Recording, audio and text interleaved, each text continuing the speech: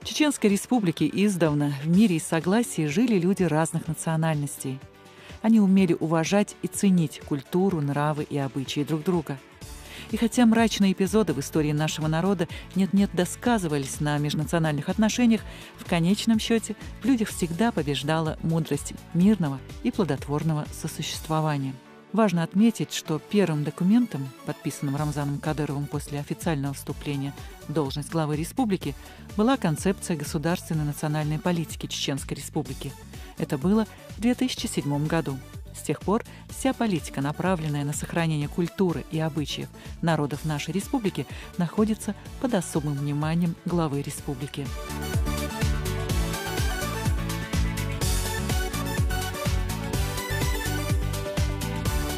Под эгидой Министерства Чеченской Республики по национальной политике, внешним связям, печати и информации, Министерство культуры в республике регулярно проводятся различные фестивали и праздники, где национально-культурные общины Чечни показывают свою самобытность и традиционный уклад жизни.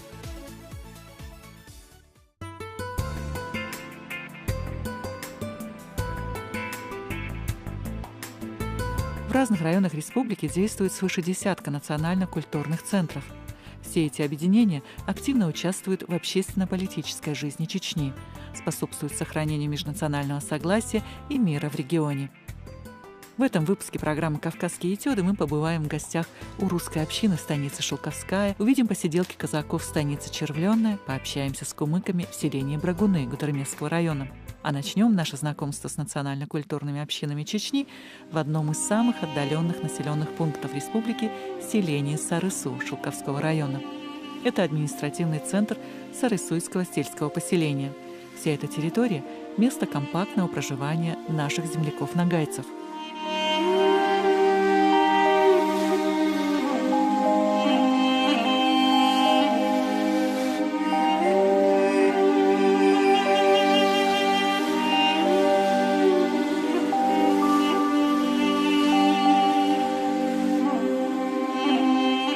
Сельский дом культуры – островок вдохновения и отдыха для жителей Сарысу.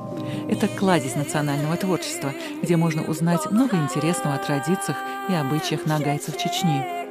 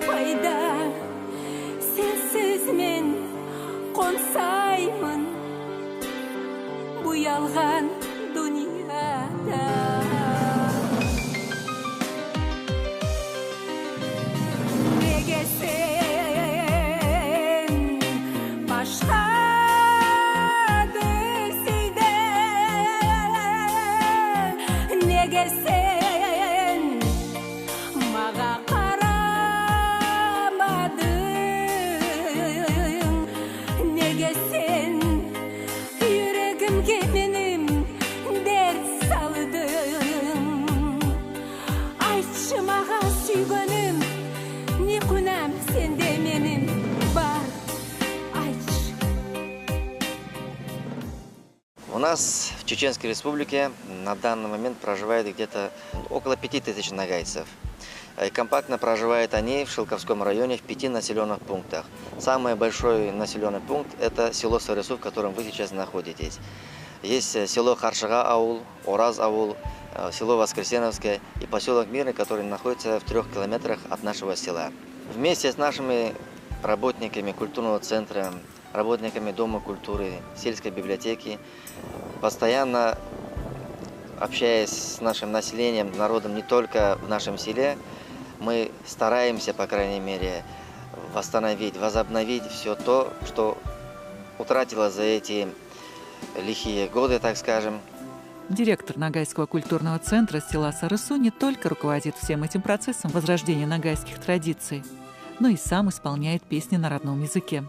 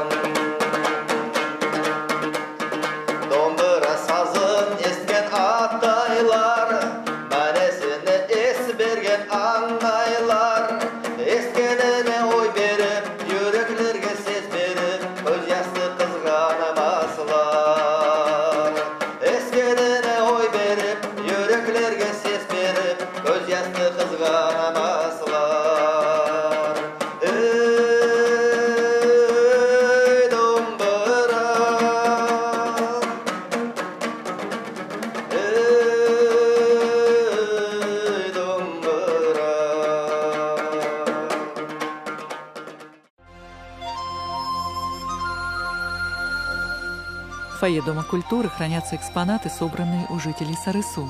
Этнографический музей создавали на общественных началах местные энтузиасты, настоящие ценители и любители народного творчества ногайцев. Мы обратились к нашим жителям села, ко многим ходили домой.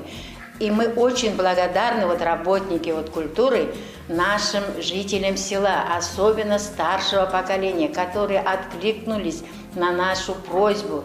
У нас здесь собрано 440 экспонатов, предметов старины. Это женские украшения, которыми пользовались наши женщины со своей молодости и по сей день его носят наши даже, некоторые бабушки наши. Это чесалка, и ею чешут шерсть. А это называется уршу у нас, веретено по-русски. А эти игольницы, это тоже наши мастерицы сделаны, нашими мастерицами, женщинами преклонного возраста, они все это отдали. А это называется кисет.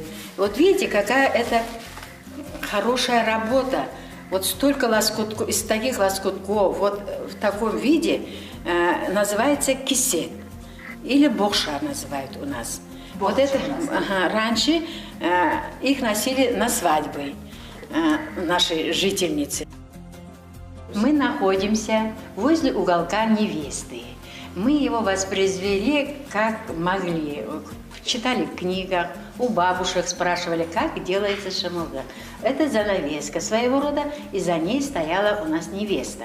Но прежде чем невеста зайдет за эту занавеску, за этот шамылдак он называется, она должна была ступить на коврик, на материал, плату и деньги обязательно, чтобы у ней жизнь была богатая, плодородная, такая хорошая жизнь, денежная, чтобы была эта невеста. Это у нас женский костюм старшего поколения женщины. У нас есть еще девичий костюм, но это старшего поколения. Этому капталу где-то 80 лет. Оно сделано вручную. Видите, какие узоры на нем.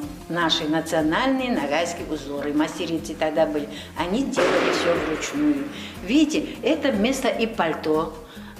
Можно было вместо куртки. И просто как праздничную одежду одевали.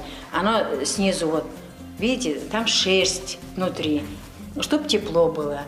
Это тастар, а это ее платье. Такое длинное, красивое, хорошее костюм у нас был у женщин старшего поколения.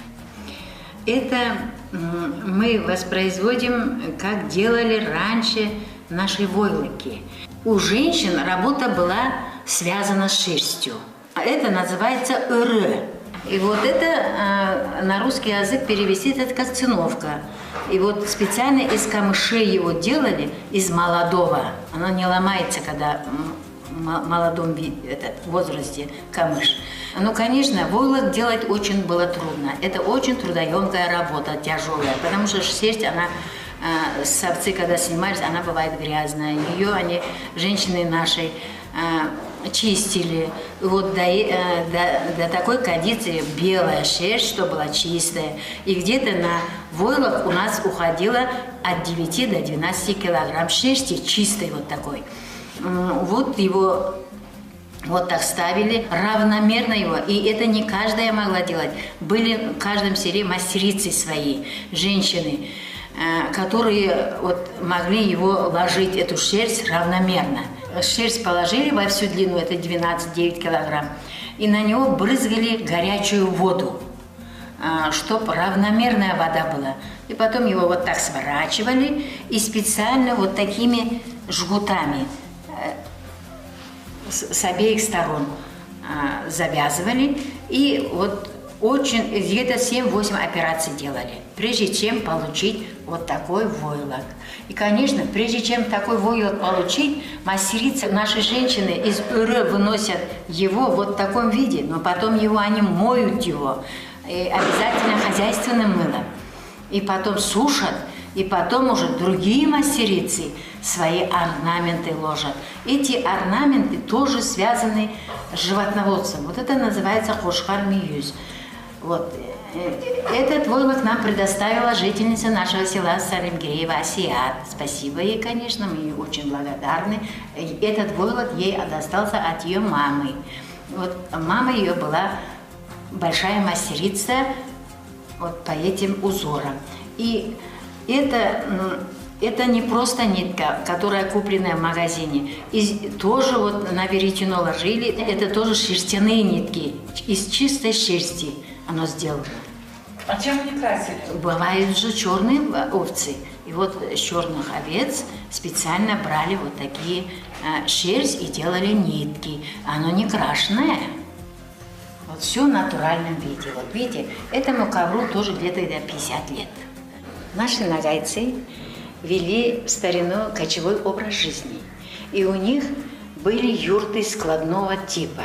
Они в каждом бауле, у каждой семьи было по 2-3 юрты. И они складывались, они складные были. Их можно было на бричку положить и в другое стойбище с табунами своих лошадей, овец, кочевать в другое пастбище.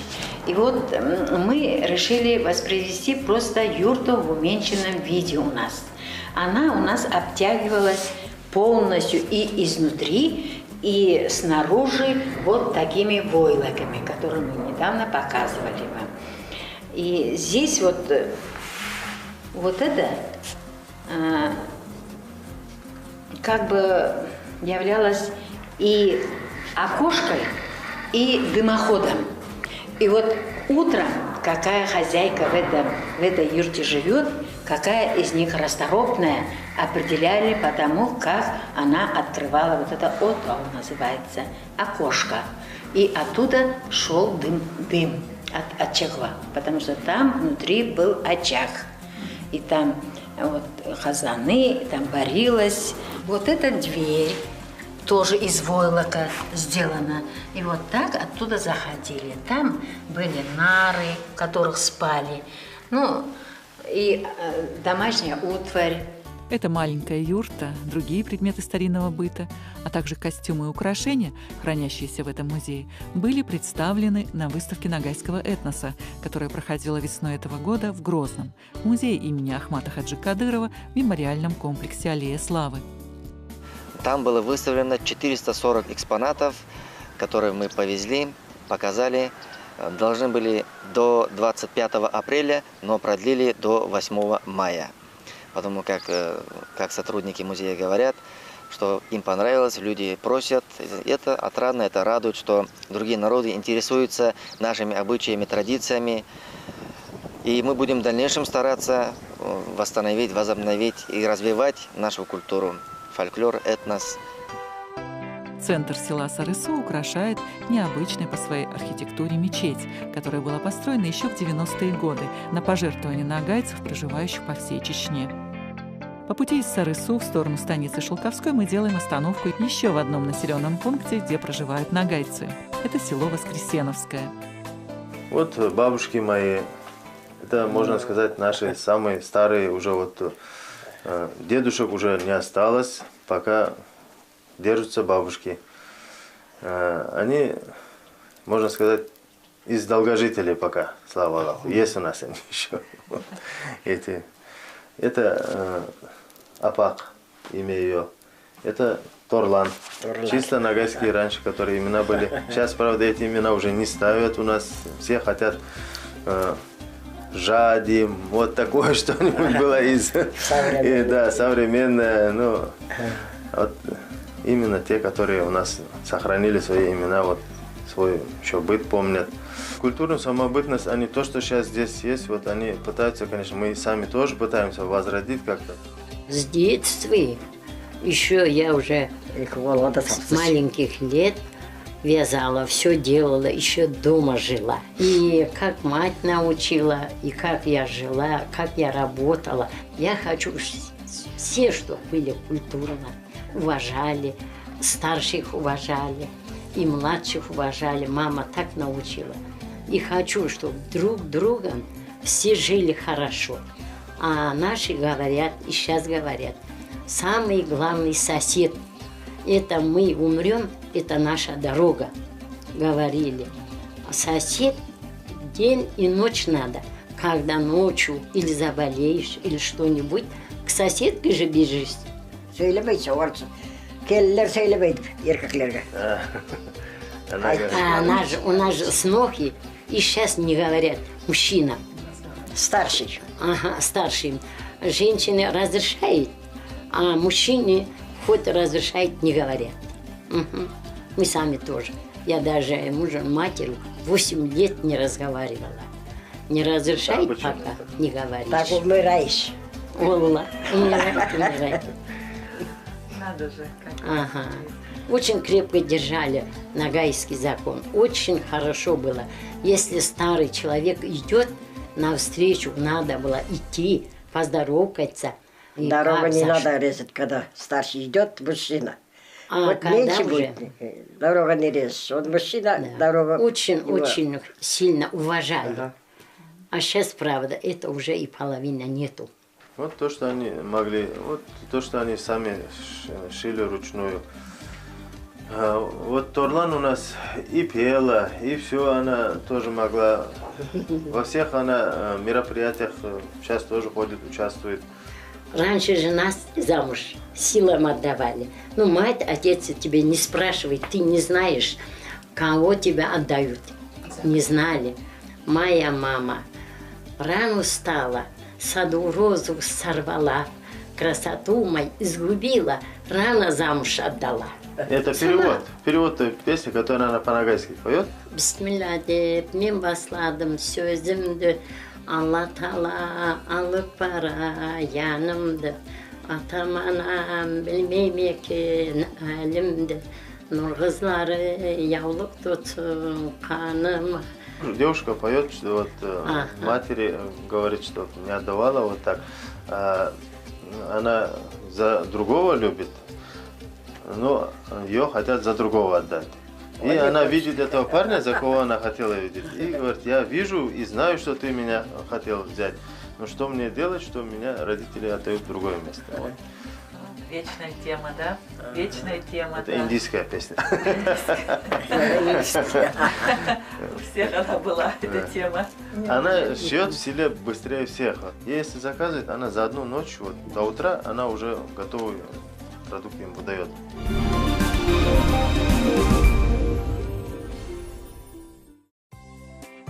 Это станица Шелковская, центр самого многонационального района республики. Саму станицу, как и весь район, теперь не узнать. После того, как глава республики Рамзан Кадыров объявил 2014 год годом восстановления Шелковского района, населенный пункт сильно преобразился. Дом культуры и здесь любимое место досуга в станице. Особенно сюда любят приходить дети. Они общаются со сверстниками, поют, танцуют, занимаются рукоделием. Сегодня мы в гостях в Центре русской культуры. Это вокальная группа «Радуга» у меня. Она функционирует давно, с 2009 года. Дети были еще маленькие впервые, когда пришли к нам. Когда я пришла сюда на работу директором, я решила вот пройтись по семьям. И многие дети ходили раньше в кружки какие-то. И вот таким манером мы их подбирали.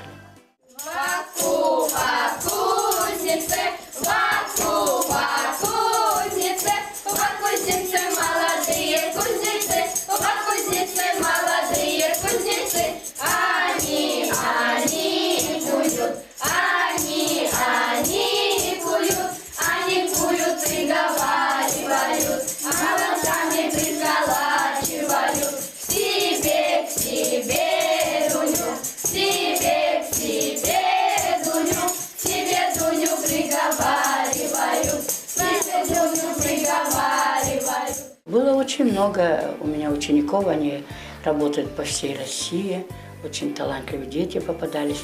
И сейчас одна моя девочка, она тоже тут занималась, сейчас она в проекте снимается «Декала Санас». Это мой самый любимый кружок. Я всегда этот кружок посещаю, нам Александра Мухаджировна помогает всегда. Я хожу в многие кружки, но часто посещаю этот кружок, потому что тут нужно всегда петь, когда захочешь.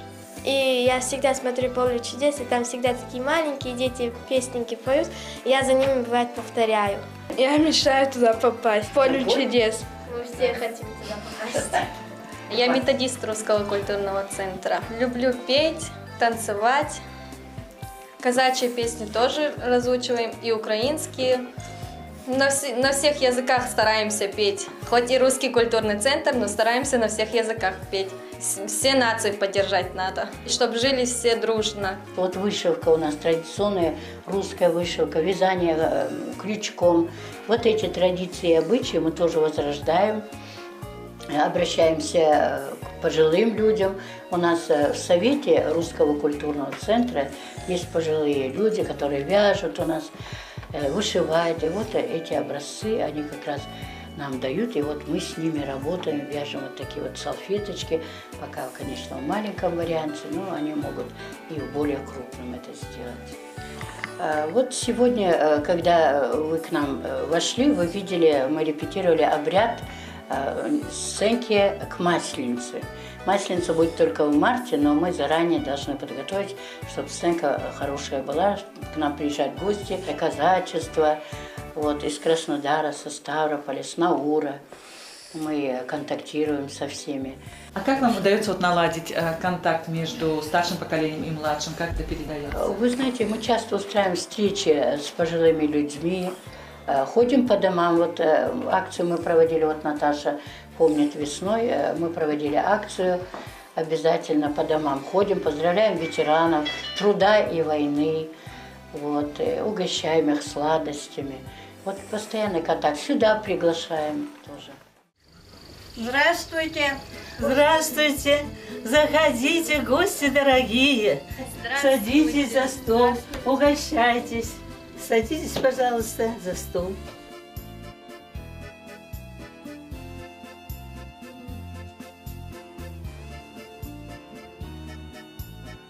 Как у вас дела? Как здоровье? Как ваши дети? Живы, здоровы? Все хорошо. Учатся, да?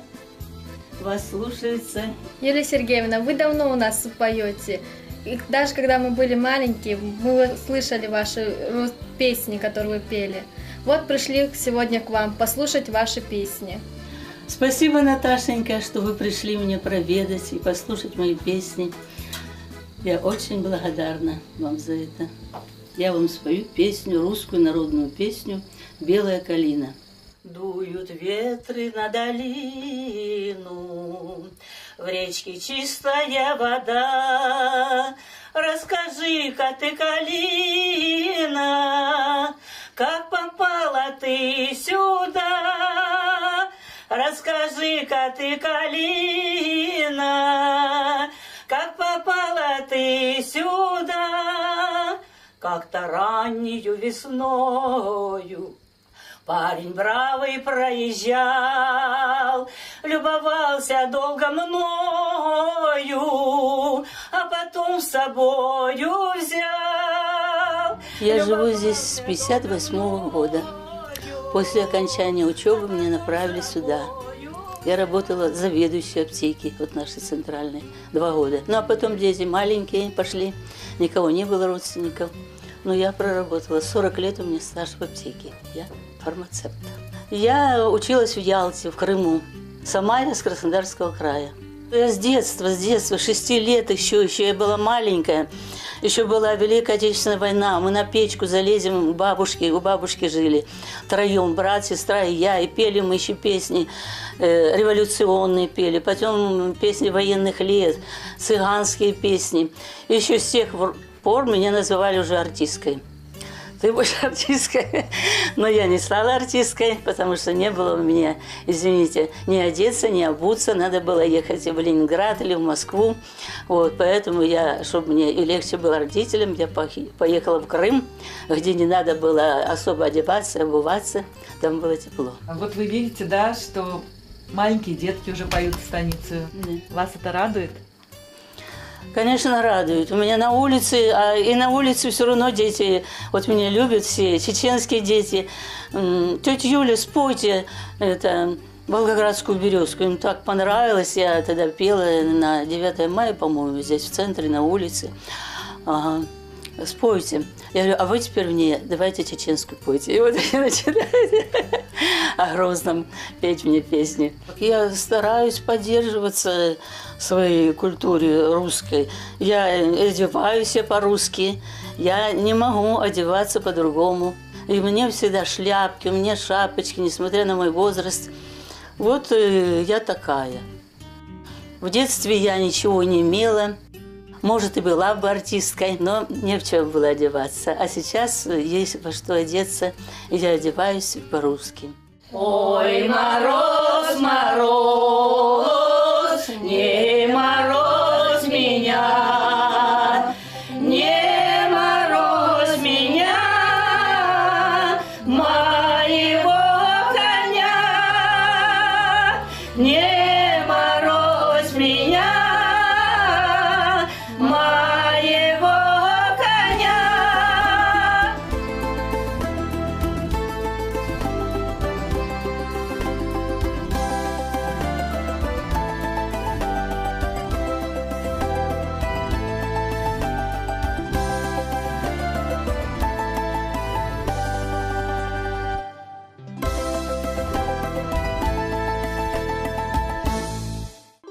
Насладившись сполна радушием и гостеприимством Русского культурного центра, мы продолжаем наше путешествие по Шелковскому району. И теперь держим путь к берегам Терека. Здесь, в многонациональной станице Червленная, издавна проживает большая община казаков со своими традициями, обычаями, нравами. В одном из станичных дворов идут последние приготовления к фольклорному празднику казачьи посиделки. Вот-вот подойдут гости, и мы узнаем о традиции гостеприимства и радушия местных казаков. Ну, я коренной житель станицы Червленной. Мои и отец, и дед, все наши предки коренные здесь жили. И мы, думаем, не хотим никуда езжать, будем. Службы казак молодой, через речку дорогой прямой, обломилась доска, подвела казака, и скупался в воде ледяной.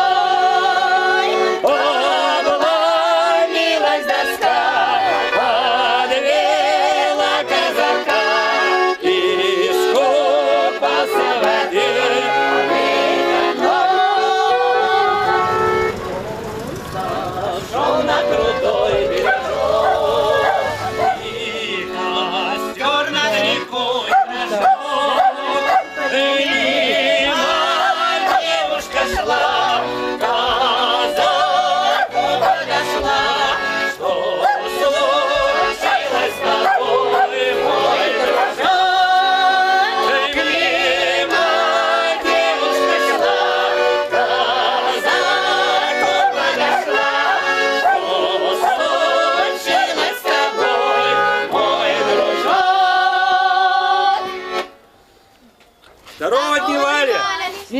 Слава Богу, не валим.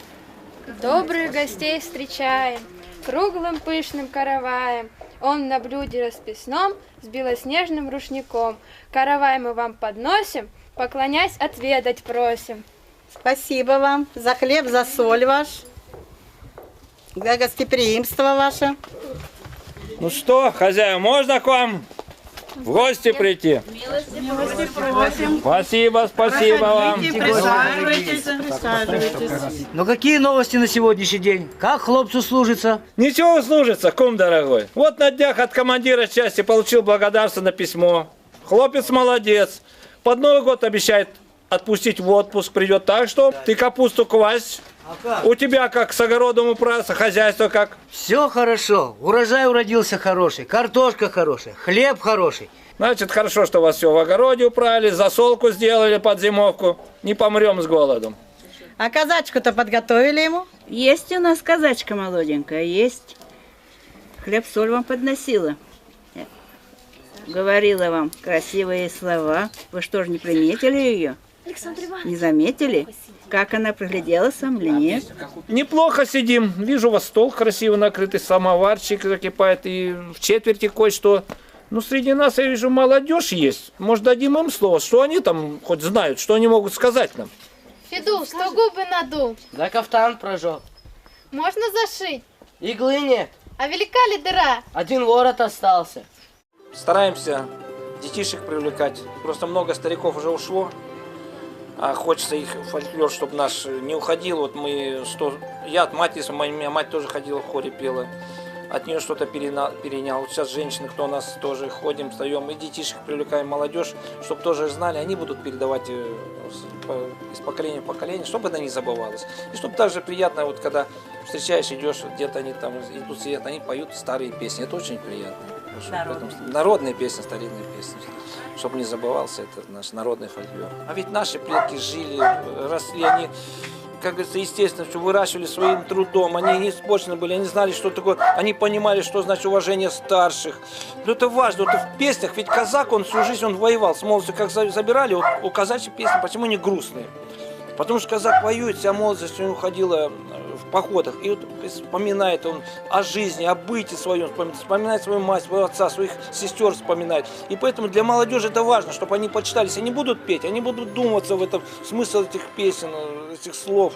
Значит, естественно, будут уважать и передавать это все.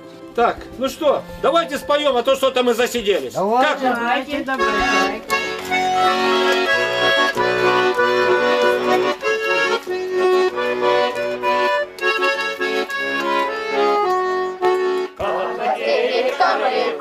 Под Чернёвским домом расставалась казачка с парнем чернотёмым. Ой да, ой да, да, ой да, ой да, ой да, да, ой да.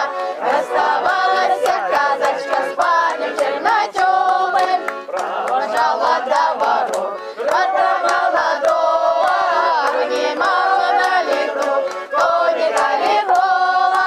Ой да, ой да, да, ой да, ой да, ой да, да, ой да. Обнимала на лету коника лихого. Говорит казак казачки, на коня взлетая, понапрасну ты не плачь, моя дорогая. Ой да, ой да, да, ой да, ой да, ой да, да, ой да. Понапрасну ты не плачь, моя дорогая. Ой, лету бронику, песня разнеслась, невольная станется дорога могилой. Ой да, ой да, да, ой да, ой да, ой да, да, ой да. Невольная станется дорога могилой. Ой да, ой да, да, казаки гуляют, и чернёвские края, песня улетает. Ой да, ой да, да, ой да, ой да, ой да, да, ой да. И чернёвские края, песня улетает. Ой да, ой да, да, ой да, ой да, ой да, да, ой да. И чернёвские края, песня улетает.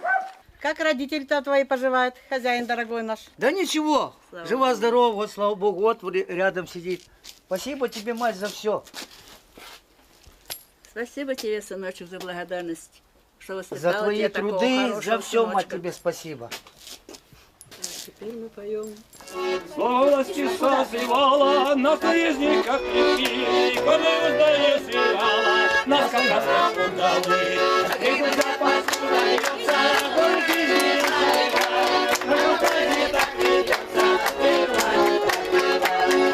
Запас удается, горький не заливай, но жизни так ведется, первая так бывает.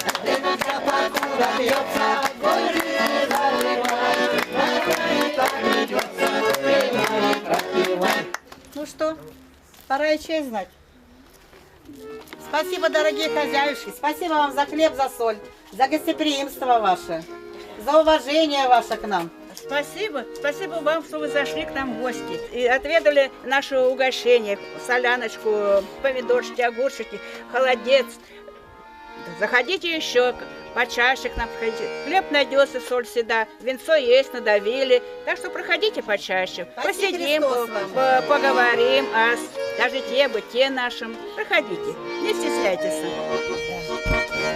Но деревне у нас не упрятаться, не уйти от придирчивых глаз, не сойтись, разойтись, не сосвататься.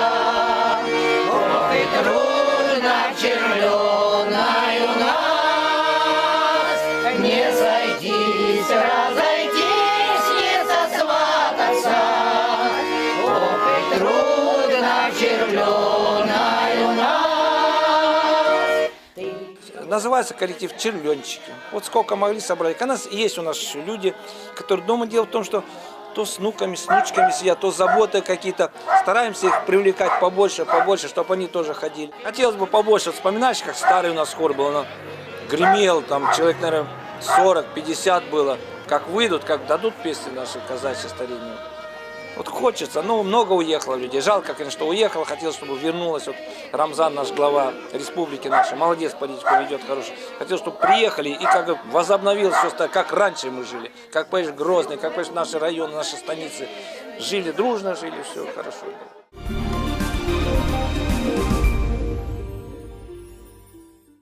Село Брагуны Гудермесского района – еще один пункт в нашем телевизионном путешествии. Это одно из самых крупных кумыкских поселений на территории Чечни. Есть еще село Виноградное в Грозненском районе. Кумыки – тюркоязычный народ, один из коренных народов Дагестана. Значительная часть кумыков издревле проживает в Чечне. В обычаях и традициях народа много общего с чеченцами. Многие кумыки и говорят по-чеченски. В селе Брагуны проживает около 4000 человек. Здесь есть школа, где обучаются более 500 детей. Школьники изучают русский, кумыкский и чеченский языки. Есть взрослые и детские самодеятельные театры, детский хор, в котором участвует 150 человек. Есть также клуб миротворчества для детей и подростков. Это у нас вокальная хореографическая группа «Нур» называется. Девочки, которые, наверное, покорили уже своим появлением не только нашу публику Чеченской Республики, но и показали себя уже успешно за пределами нашей республики. «Нур» – это блеск, это свет, это сияние.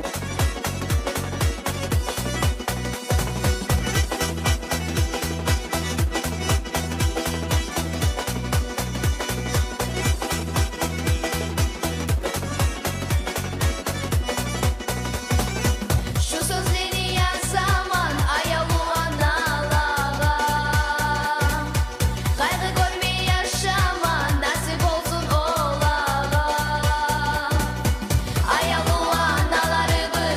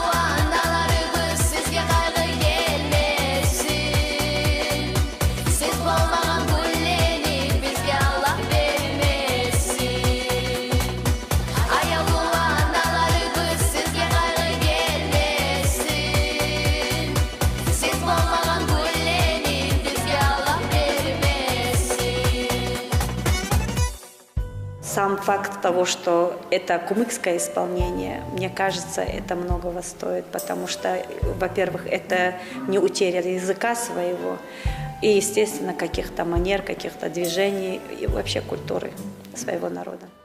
Сколько лет вашей печке? Моей печке лет уже 7, наверное. Я ее сама строила, потому что раньше свекруха моя, я ее приглашала, а потом я вот вспомнила, как она делает. Но не очень-то получилось, но печет хорошо. Мне служит она 7 лет уже. На этой печке большинство у меня вот этот чудо-чудо мы еще называем его, чудим, когда нам захочется. И хлеб там очень даже хорошо, такой вкусный хлеб печется, прям вот, когда я дома бываю. Как лаваш? Обычно. Нет, не как лаваш, она как сдоба. И делается вот раньше, как делали наши прабабушки, делали его на паре. Она очень вкусный хлеб, очень даже вот. Сейчас вообще его не делают. Я сейчас раскатываю лепешечку. Это основа для моей чуду.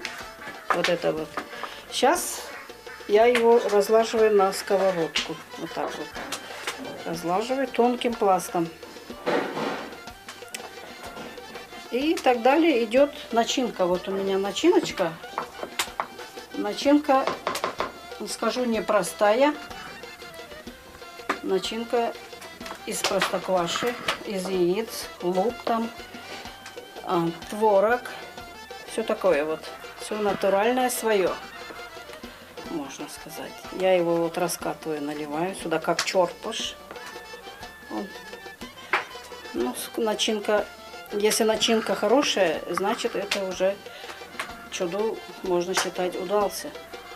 От чего зависит хорошая или плохая начинка? Начинка, значит, это простоквашу надо как бы процедить, жидкость убрать с него. Потому что когда жидкости много, она когда печется, твердеет. И в пропорции вот у него сколько простокваши, сколько яиц, сколько всего добавляется. Сейчас я его вот защипаю края. Это вот моя свекруха все время делала, и я с ней вместе.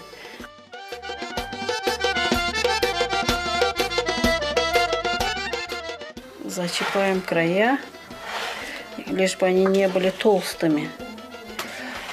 И вот.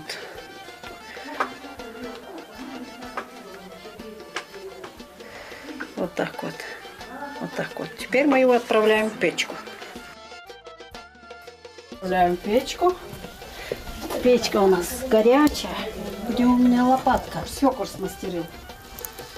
Это без него работать здесь невозможно. Как говорится, вот я уголек собираю. Отправили уже в печку. Вот она здесь будут печься где-то 5 минут. Потом мы ее вытащим.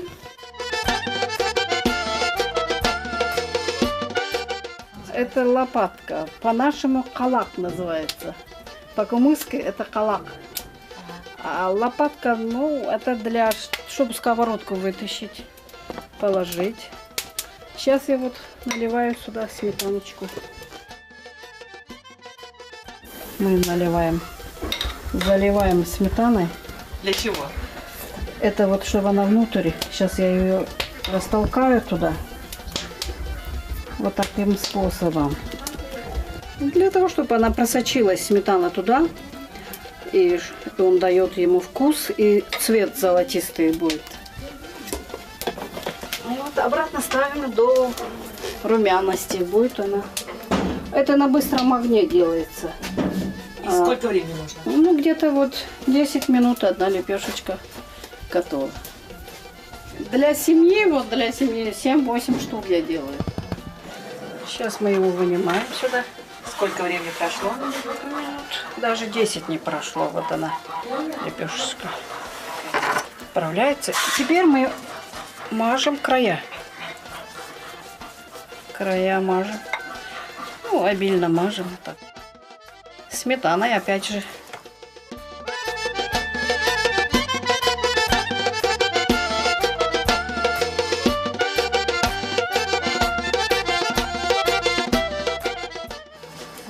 Вот такая процедура. И все, она уже сама на пару уже сама доходит до конца. Накрываем крышкой. И вот весь процесс. У нас чудо бывает прямо с луком. Вот где начинка у него, прямо лук, творог. Бывает вот такое чудо. Бывает с мясом, бывает с капустой. Там разные начинки могут быть. Тесто я готовила на литр простокваши, чайную ложку соды и соли по вкусу. У нас самый традиционный джижик-калныш на первом месте идет. Это уже как у всех, наверное. Джижик-калныш делаем. Блюдо в основном с кукурузой. С кукурузной мукой у нас утром бывает кашка с молоком. Очень популярно у нас. Плов с мясом. Ну, можно домашнюю птицу. Еще у нас делали, ну сейчас не все, наверное, делают, но мне нравится хлеб кукурузный. То, что по-чеченски говорят сискал, у нас называют мечери. Сейчас мы будем делать трапезу. Будем пить чай с чуду. Кумыкское чуду. Бисмиллахиррахманиррахим.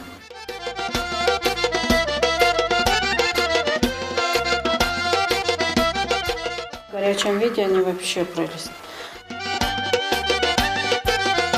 Мы сейчас его разрезаем посередке. Видно, что он получился. Как вы определили, что он хорошо получился? Вот он режется и не липнет к ножу.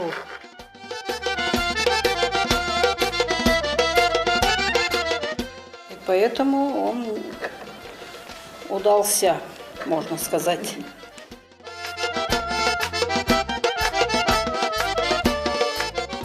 Традиционно едят вот руками. Вот. У нас Саид хоть и маленький, но он мужчина, и мы должны подавать ему первым блюдо, вот, бабушкино блюдо.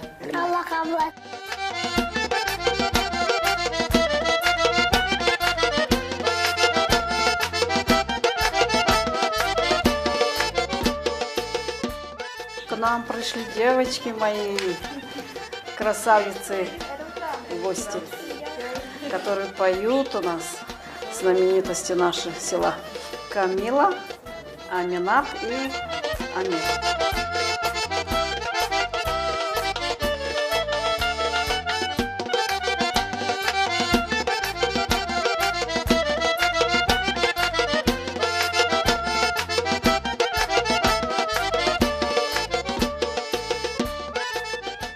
Она профессионально этому училась, она у всех на слуху здесь. У нее 3 детей, да, великолепные дети, очень воспитанные. Она воспитывает своих детей в духе наших национальных традиций, обычаев. Аллах каблетсин, большое спасибо за такое вкусное угощение. Мы хотели бы вас поблагодарить и преподнести небольшой музыкальный подарок. Это кумыкская народная песня о любви к близкому человеку. Çıkıp karşılardan karasam görünmesin ya yüreğim yarasan yaralarım arttırasan sen aman şolaylıkta beni koyganın taman yaralarım arttırasan sen aman şolaylıkta beni koyganın taman sen oşaysan gugurçun balağa nasip olsun seni tapgan anağa 150 yıl ömür versin sağa da seni bulan yaşamağa mağada 150 yıl ömür versin sağa da seni bulan yaşamağa mağada o sen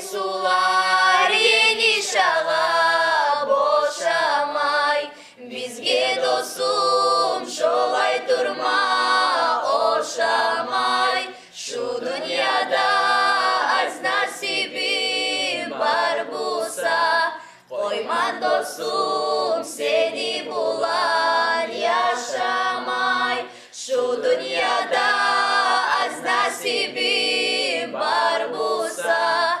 Ой, Мандосум седи булан яшамай.